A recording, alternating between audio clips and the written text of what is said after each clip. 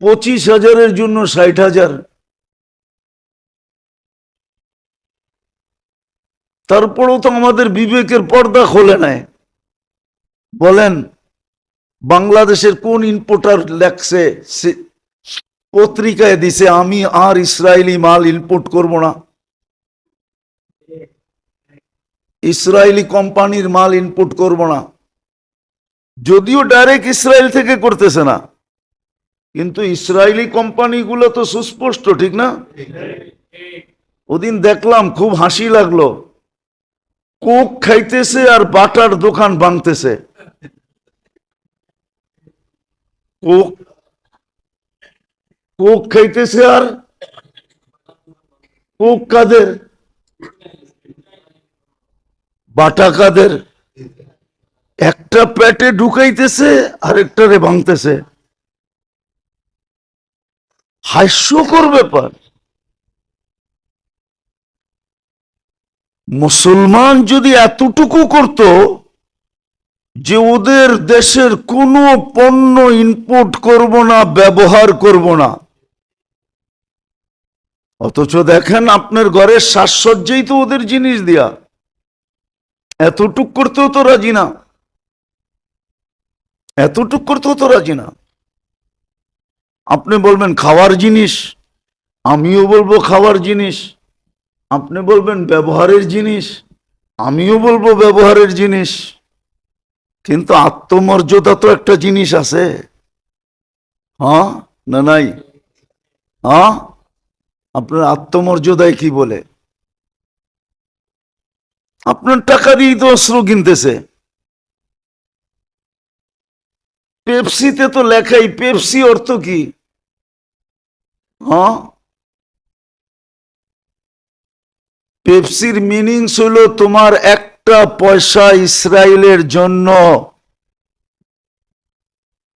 একটা পয়সা ইসরায়েলের জন্য তুমি জমা করো, সংরক্ষণ করো, একটা পয়সা। পি দিয়া প্লিজ, বুঝবেন তো না কোড ওয়ার্ড? ওই যে মাঝে মাঝে কোড ওয়ার্ড হয় না? হ্যাঁ, দেখেন না মেঘনা গ্রুপের উপরে লেখা কি MGI, ঠিক না? দেখেন না সব জায়গায় লেখা মেঘনা গ্রুপ অফ ইন্ডাস্ট্রিজ। ওইটারে 3 শব্দে 3 অক্ষরে আনছে। ঠিক এত বড় কথাটাকে নিয়ে আসছে একটা অক্ষরে, নাম হয়ে গেছে পেপসি। তো যেটা বুঝাইতেছিলাম, আমরা তো এটা করি না। তা আল্লাহ বলে বন্ধুর সামনে লজ্জিত হওয়ার থেকে আমার অঙ্গীকার, আমি না বন্ধুকে লজ্জিত করব, না বন্ধু আমার উপরে আঙ্গুল উঠানোর সুযোগ পাবে। দিছিলাম তো। গ্রামের একটা গ্রাম্য প্রবাদ বাক্য আছে, শখের পিঠা মধ্যে কাঁচা। পিঠাটা বড়, আপনাদের দেশে কিভাবে আছে জানি না, পিঠাটা বড় শখ করে বানাইছিলাম, কিন্তু ভিতরে, শখের পিঠা ভিতরে কাঁচা। দিছিলেন তো আমাদেরকে সব, কিন্তু আমরা তো ইজ্জত রাখি নাই। তো এটাও আমাদের কানে ধ্বনি দিয়া গেছেন, তোমাদেরকে পাক করার রাস্তা একটাই থাকবে। বলবেন তাইলে ঠিক আছে, বুঝলাম, যারা আল্লাহকে ছেড়া দিছে আপনারা কষ্টের শিকার হবেন কেন? যারা দিনদার, এটারও আল্লাহর রসুল সমাধান দিছেন। আম্মাজান জিজ্ঞাসা করছেন আনুহলিকু আফিনা সালেহুন, আমাদের কি ধ্বংস হতে পারে নেককার লোক থাকা সত্ত্বেও? আল্লাহর রসুল বলছে ইদা কাসুর আল খাবাস, খারাপ লোকের সংখ্যা যখন বাড়বে তখন নেককাররা এই দুনিয়াতে তাদের উপরও মুসিবত আসবে, তারাও বাঁচবে না। হ্যাঁ, আখেরাতে ডিসাইড হয়ে যাবে। আখেরাতে, আরে ভাই বসেন না, আপনি ওইখানে বসেন না।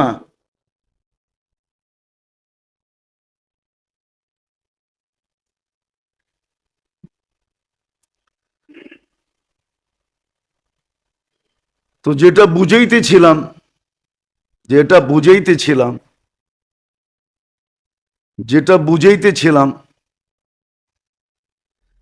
যে ভালো লোকেরা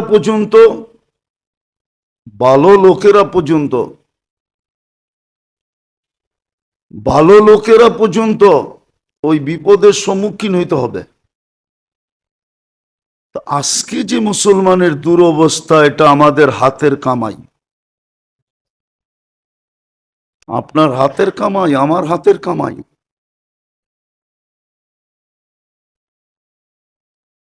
আপনার হাতের কামাই, আমার হাতের কামাই।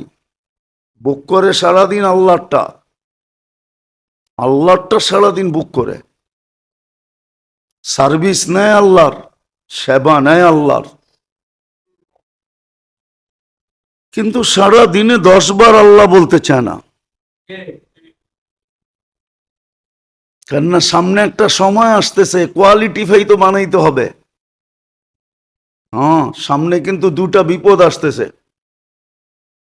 সামনে কিন্তু 2টা জিনিস আসতেছে। একটা দাজ্জাল, আপনি পাইবেন না তসবি পরে দাজ্জালতে বেঁচে যাবেন, আপনি এটা পাইবেন না যে আপনি তসবি পড়েন দাজ্জালতে বেঁচে যাবেন। দাজ্জালতে বাঁচা এত সহজ না। দাজ্জাল থেকে তো ওই বাঁচবে যে পদ্ধতি অনুকরণ করবে। দাজ্জাল থেকে বাঁচার যে পদ্ধতি, ওই পদ্ধতি শতকরা একজন কেন, হাজারে একজন কেন, লাখে একজন করে কিনা সন্দেহ আছে। দাজ্জালতে বাঁচার যে পদ্ধতি, ওই পদ্ধতি তো আমরা কেউ অবলম্বন করি না। সহজ যদিও ছিল, সূরায়ে কাহাফের প্রথম রুকু এবং শেষ রুকু যে পড়বে সে দাজ্জাল থেকে বাঁচবে। কিন্তু কোরআনই তো পড়তে জানে না 99 জন। 99 জন বললেও ভুল হবে না। ও প্রথম রুকু থেকে পড়বে। আপনি ভাবছেন আপনার তফসিবি টিপা আপনাকে দাজ্জাল থেকে বাঁচিয়ে দিবে? এত সহজ? আমরা সবাই দাজ্জালের পাঞ্জার ভিতরে আছি, শুধু প্রকাশ পায় না।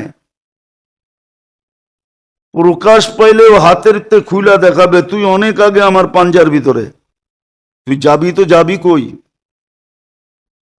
আপনি অনেক আগে ডাক্তার দাজ্জালের পাঞ্জার ভিতরে চলে গেছেন। আজকে যে প্রযুক্তি আর ইন্টারনেট আর প্রযুক্তি যেটি চলতেছে, যেটি আমরা দৈনন্দিন ব্যবহার করি, ডিশ আর ফিশ, টেলিভিশন আর এটা সেটা, এগুলো সব দাজ্জালের পাঞ্জা। আপনি ওর পাঞ্জার ভিতরে আছেন, আপনি ভাবছেন টপসি টিপা বেঁচে যাবেন? রাগ হয় না, বুঝানোর জন্য বলতেছি। এখন বললে কারো দিলে লেগে যাবে। অনেকবার বলছি মসজিদে, কিন্তু করণীয় কিচ্ছু নাই। এতটুক পর্যন্ত শিখে না।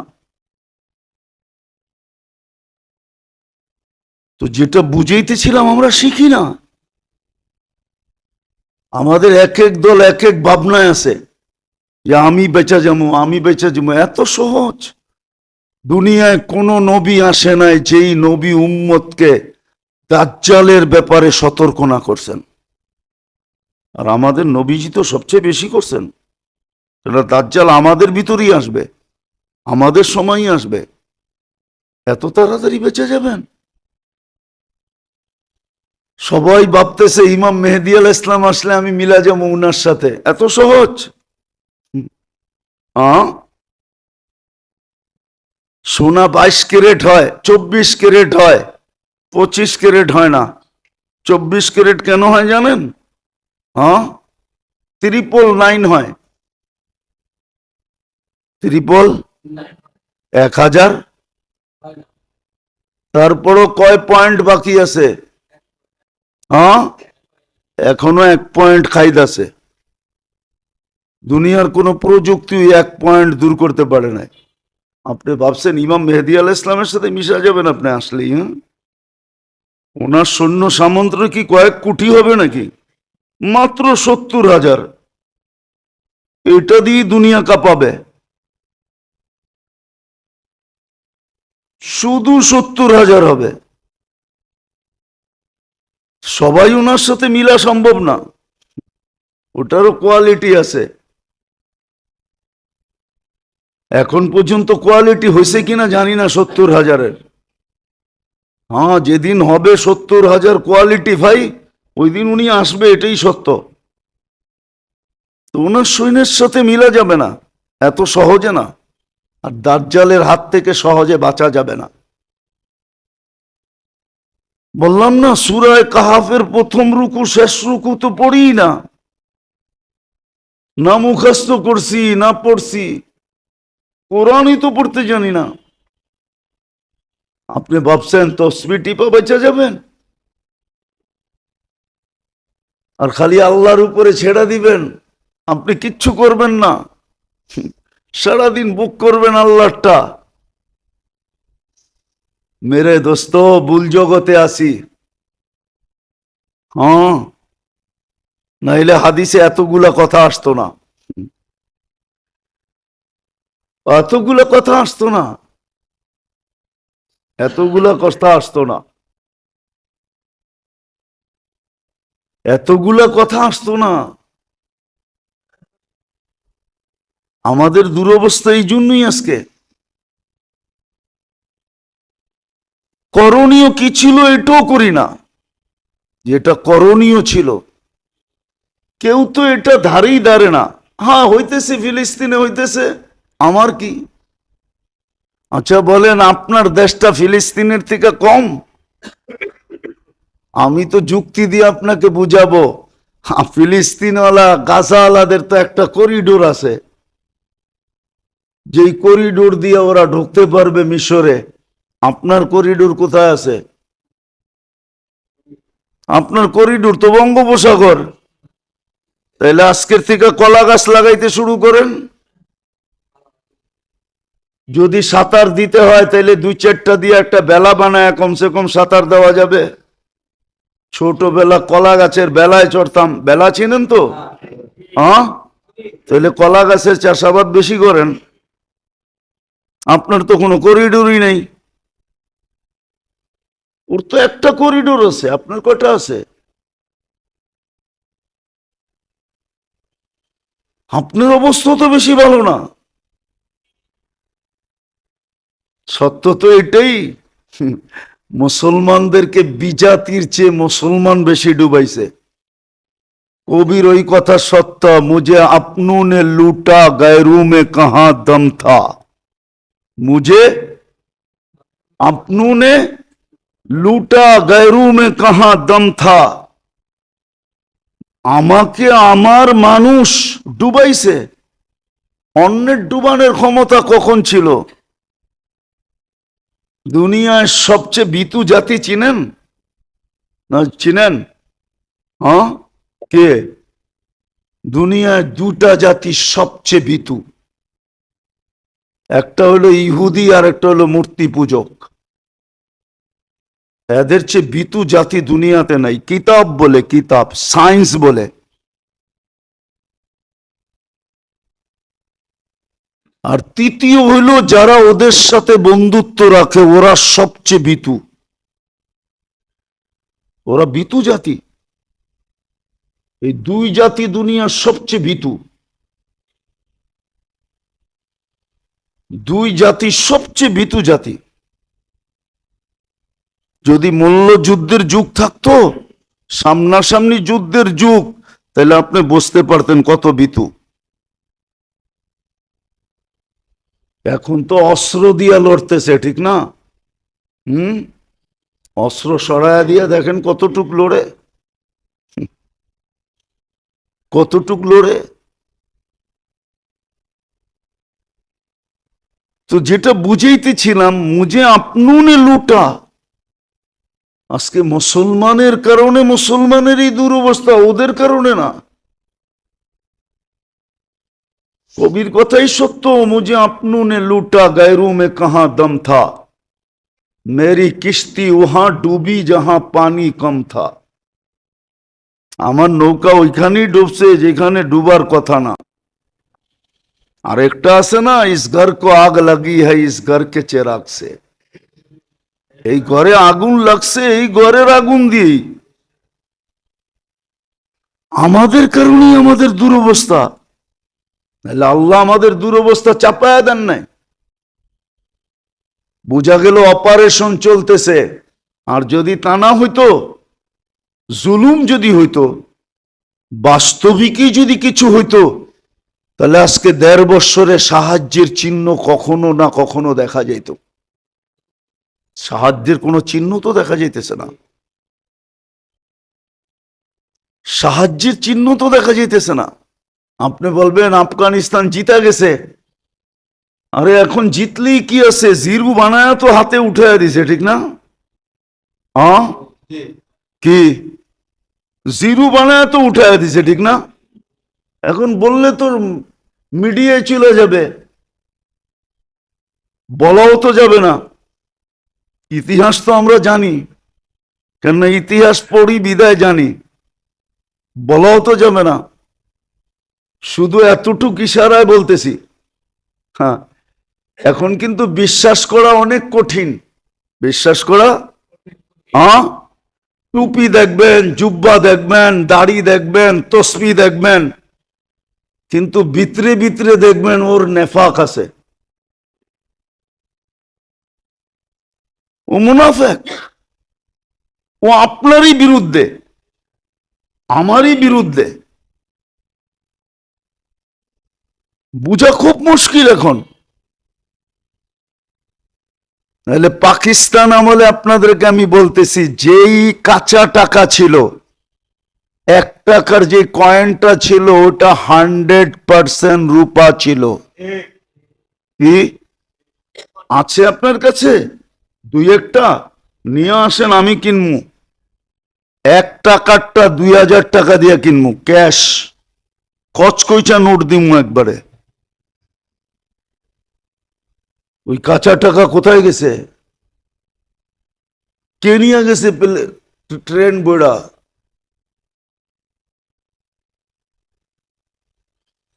কে নিয়ে গেছে ট্রেন বইড়া? ওটি তো সব রূপা ছিল, পিওর রূপা। 1 তোলা রূপা ছিল, 1 তোলা, একবারে মাপা। এখনো 2-1টা আমাদের তাঁতি বাজারে আছে, যেটা তোলা মাপার জন্য ওইটাই দিয়ে মাপে, আর তোলা লাগে না। কে নিয়ে গেছে? খালি ছিল না, আপনাকে খালি করে দিছে। আর বললাম না আগে, এতটুকুই বললাম। इस घर को आग लगी है इस घर के चिराग से। এই জন্যই আল্লাহ আমাদেরকে শিক্ষা দিছিলেন যে মুসিবত যখন আসে, অন্যের কথা বাদ দিয়া তোমরা যাদেরকে আমি সদিচ্ছায় মুসলমানের ঘরে অস্তিত্ব দিছি, উম্মতে মুহাম্মদী বানাইছি তোমার বেনিফিটের জন্য, তুমি লাভবান হবে এই জন্য, চির জান্নাত পাবে এই জন্য। মুসিবত আসতে দেরি, চিৎকার দিয়ে আমার দিকে ফিরতে দেরি করো না।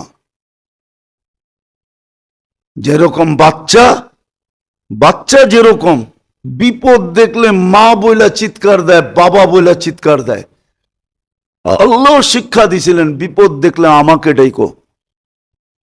ইদা আসাবাতহুম মুসিবাতুন ক্বালু ইন্না লিল্লাহ, আল্লাহর দিকে ফিরা উচিত ছিল।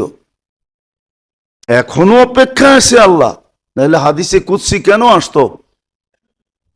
আহলু মাসিয়াতি লা আকনুতুহুম মির রাহমাতি। যেমন আপনারা বুঝবেন না, হয়তো কোনো যুবক বুঝলে বুঝতে পারে, কারো মোবাইলে এখনো মেসেজ আছে, আমি মরণ পর্যন্ত তোর অপেক্ষায় থাকবো। মনে হয় বোঝেন নাই।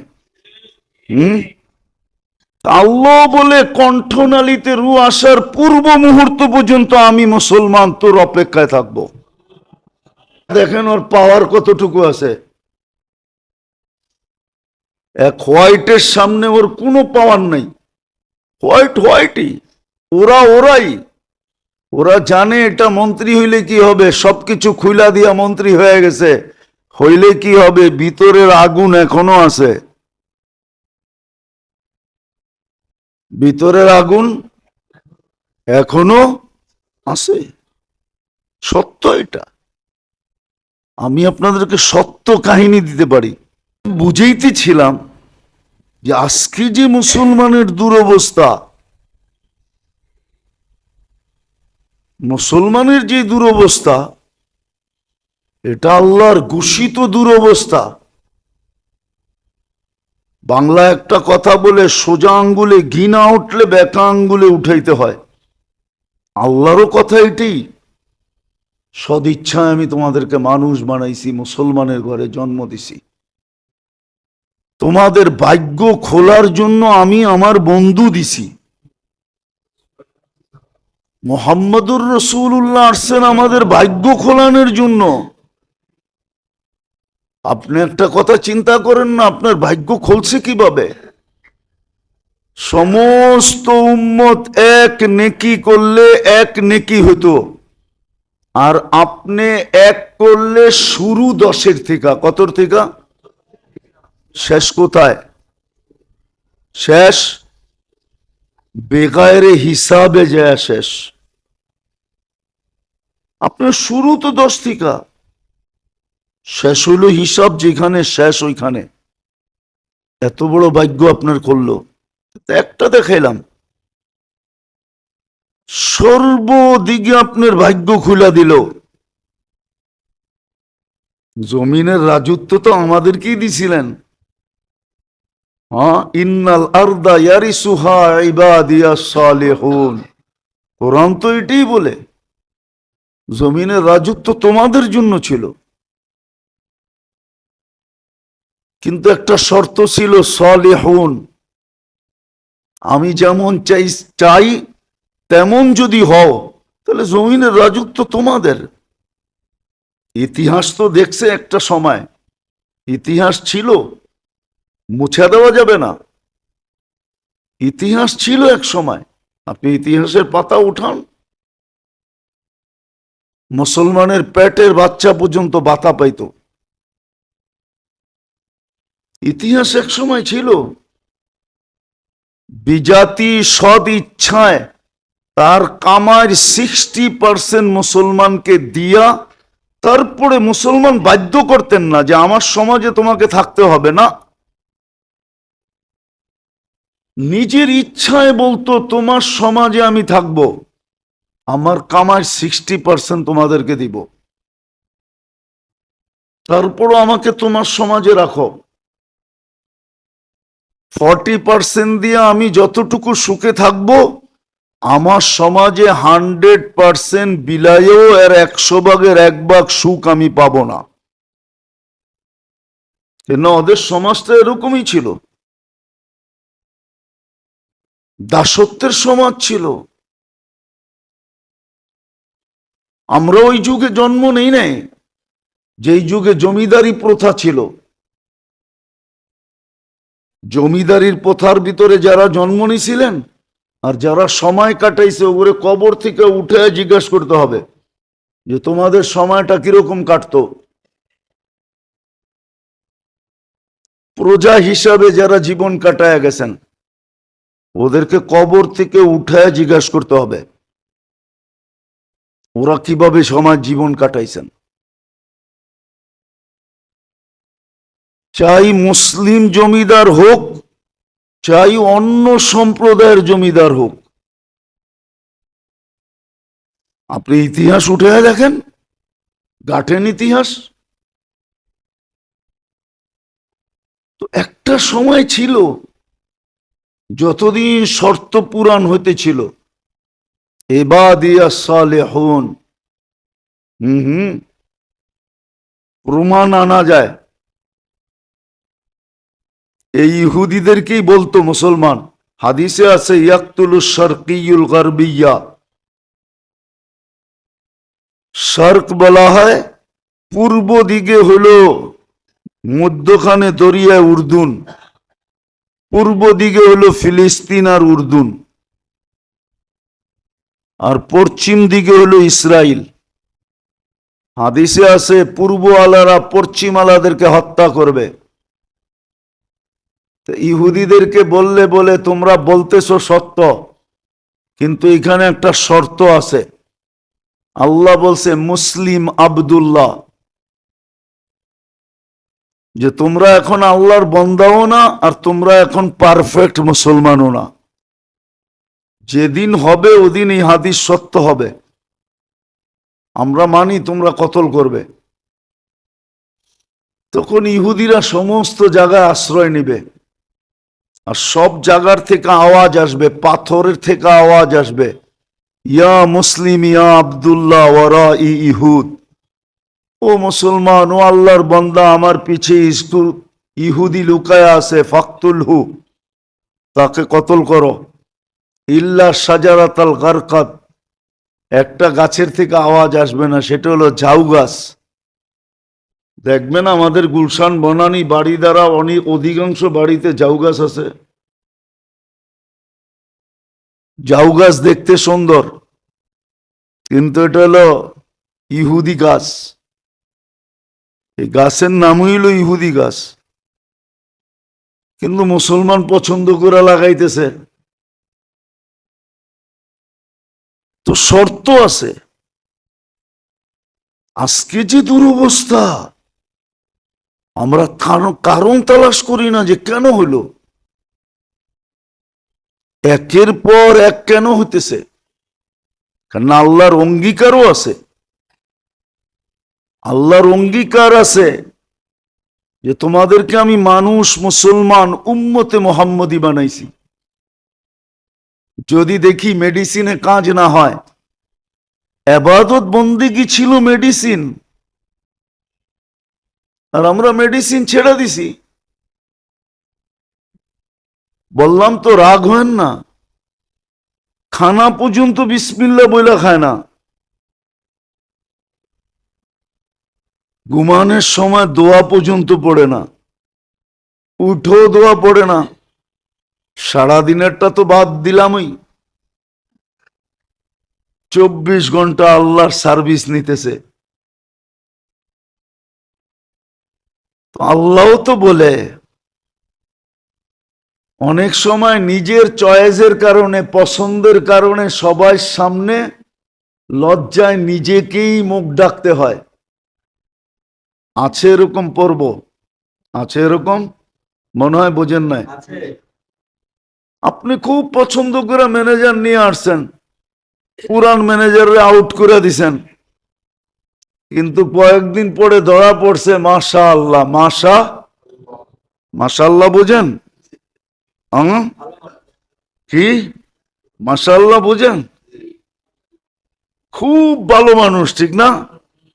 এখন মালিকেরই কর্মচারীর সামনে চক্ষু চেহারা ডাকতে হয়।